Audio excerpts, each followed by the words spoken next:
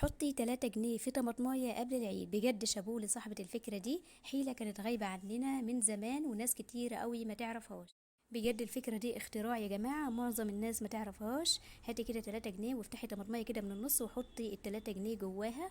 فيديو النهارده هيعجبك، ما تنسيش تحطي لي لايك وتكملي الفيديو للاخر علشان تعجبك افكاري الجديدة ان شاء الله. انا هنا جبت طماطمايه كانت قربت تبوظ، قلت بدل ما ارميها استغلها في اي حاجه كده. جبت طماطمايه وفتحتها من النص زي ما انتم شايفين كده، وحطيت فيها ال3 جنيه.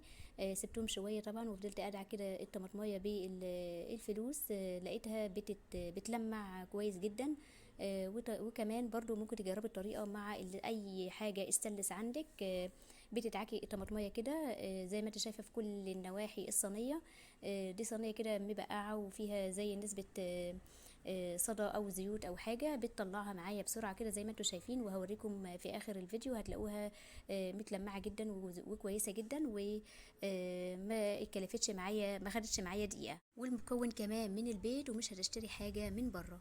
وده شكلها النهائي بعد ما اتلمعت وبقت زي الفل زي ما انتم شايفين. يا ريت الفيديو لو عجبكم ما تنسوش تضغطوا لي لايك واشتراك وتفعلوا زر الجرس.